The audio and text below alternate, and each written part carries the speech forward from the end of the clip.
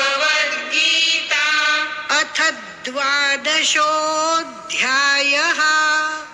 अथ द्वादशोऽध्यायः अर्जुन उवाच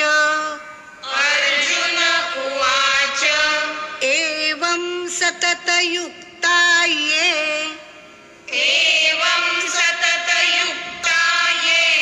भक्तास्त्वां पर्युपासते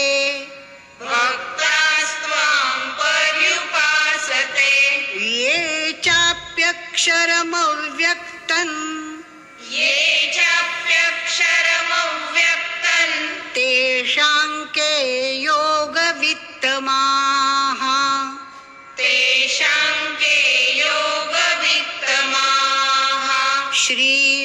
श्रीभगवानुवाच मय्यावेश्य मनो ये माम्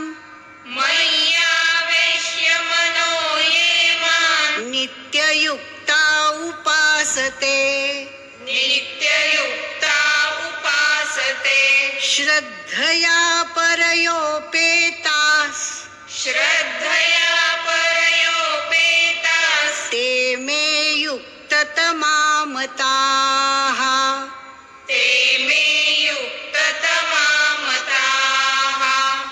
ये त्वक्षरमनिर्देश्यम् अव्यक्तं पर्युपासते सर्वत्र गमचिन्त्यं च कूटस्थमचलं ध्रुवम् सन्नियम्येन्द्रियग्रामम्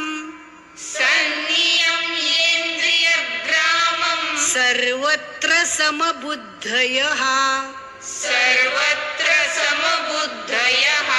ते प्राप्नुवन्ति मामेव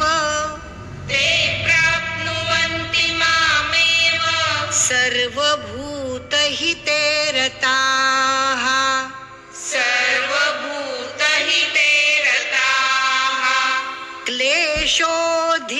क्लेशोऽधिकतरस्तेषाम्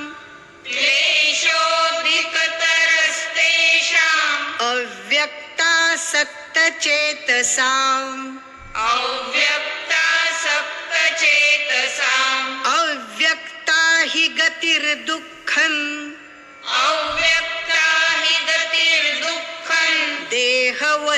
देहवद्भिरवाप्यते ये तु सर्वाणि कर्माणि मयि सन्न्यस्य मत्पराः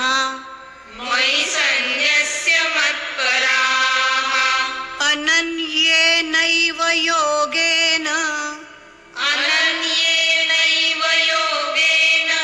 मां ध्यायन्त उपासते तेषामहं समुद्धर्ता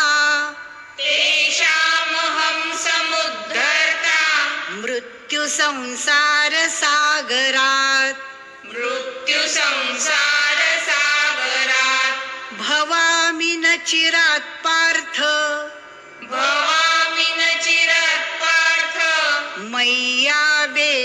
मय्यावेशितचेतसाम् मय्येव मन आधत्स्व मयि बुद्धिं निवेशय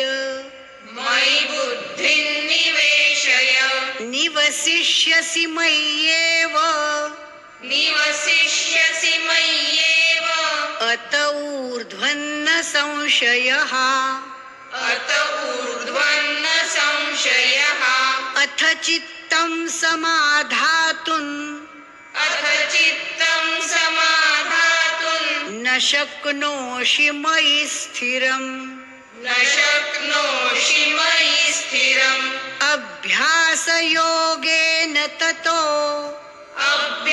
अभ्यासयोगेन ततो मामिच्छाप्तुं धनञ्जय मामिच्छाप्तुं धनञ्जय अभ्यासेऽप्यसमर्थोऽसि अभ्यासेऽप्यसमर्थोऽसि मत्कर्म परमो भव मत्कर्म परमो भव मदर्थमपि कर्माणि मदर्थमपि कर्माणि कुर्वन् सिद्धिमवाप्स्यसि कुर्वन् सिद्धिमवाप्स्यसि अथैतदप्यशक्तोऽसि अथैतदप्यशक्तोऽसि कर्तुं मद्योगमाश्रितः कर्तुं मद्योगमाश्रितः सर्वकर्मफलत्यागन् सर्वकर्मफलत्यागन् ततः कुरु यतात्मवान् ततः कुरु यतात्मवान् श्रेयो हि ज्ञानमभ्यासाच् श्रेयो हि ज्ञानमभ्यासाच् ज्ञानाध्यानं विशिष्यते ज्ञानाध्यानं विशिष्यते ध्यानात् कर्मफलत्यागस् ध्यानात् कर्मफलत्यागस् त्यागाच्छान्तिरनन्तरम् त्यागाच्छान्तिरनन्तरम् अद्वेष्टा सर्वभूतानां अद्वेष्टा सर्वभूतानां मैत्रः करुण एव च मैत्रः करुण एव च निर्ममो निरहङ्कारस् निर्ममो निरहङ्कारः समदुःखसुखः क्षमी समदुःखसुखः क्षमी सन्तुष्टः सततं योगी सन्तुष्टः सततं योगी यतात्मा दृढनिश्चयः यतात्मा दृढनिश्चयः मय्यर्पितमनो बुद्धिर् मय्यर्पितमनो बुद्धिर् यो मद्भक्तः स मे प्रियः यो मद्भक्तः स मे प्रियः यस्मान्नो द्विजते लोको यस्मान्नो द्विजते लोको लोकान्नो द्विजते च यः लोकान्नो द्विजते च यः हर्षामर्षभयोद्वेगैर्